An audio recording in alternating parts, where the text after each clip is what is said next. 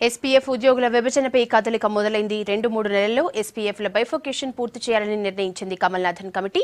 వైద్య ఆరోగ్య శాఖ విభజనపై కూడా వచ్చే సమీక్షలో చర్చించాలని డిసైడ్ అయింది. పెండింగ్లోని శాఖల ఉద్యోగుల విభజనపై వేగం పెంచనున్నట్లు స్పష్టం చేసింది కమిటీ.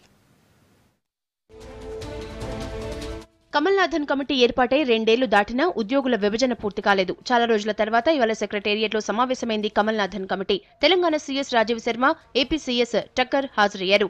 ఎస్పీఎఫ్ ఉద్యోగుల విభజనపై 2 రాష్ట్రాలు ఒక అంగీకారానికొచ్చాయి. సెక్రటేరియట్, అసెంబ్లీ, హైకోర్టు, ఎస్పీఎఫ్ ప్రధాన కార్యాలయాల్లో పనిచేసే ఉద్యోగులను జనాభా ప్రాతిపదికన 42:58 రేషియోలో విభజించాలని నిర్ణయించింది కమిటీ. జిల్లాలో పనిచేసే ఎస్పీఎఫ్ ఉద్యోగులను త్వరలోనే ఆప్షన్లు కోరే అవకాశం ఉంది.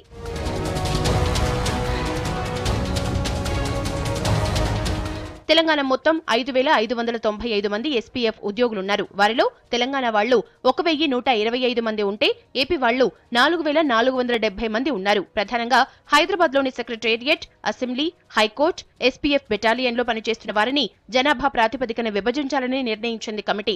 ఇలా చేస్తే 129 మంది తెలంగాణ వాళ్లు ఏపీకి వెళ్లే అవకాశం ఉంది. ఇలా కాకుండా ఎక్కడి స్థానికులను అక్కడే కేటాయించాలని కోరుతున్నారు ఉద్యోగులు.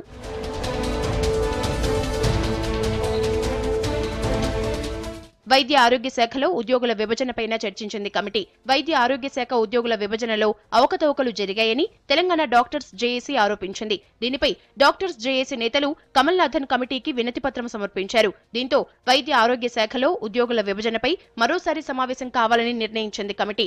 ఇక ఇప్పటి వరకు కమల్నాథన్ కమిటీ 117 శాఖల ఉద్యోగులను పూర్తి స్థాయిలో విభజన చేయగా మరో 36 శాఖల విభజన కొనసాగుతోంది. కొన్ని శాఖల్లో తాత్కాలికంగా ఉద్యోగుల విభజన జరిగినా పూర్తి స్థాయిలో జరగలేదు. కమిటీ గడువు ఈ నెలాఖరుతో ముగుస్తోంది. ఇప్పటికే ఓసారి కమిటీ గడువు పొడిగించిన ప్రభుత్వం మరోసారి పొడిగించే ఛాన్స్ ఉంది.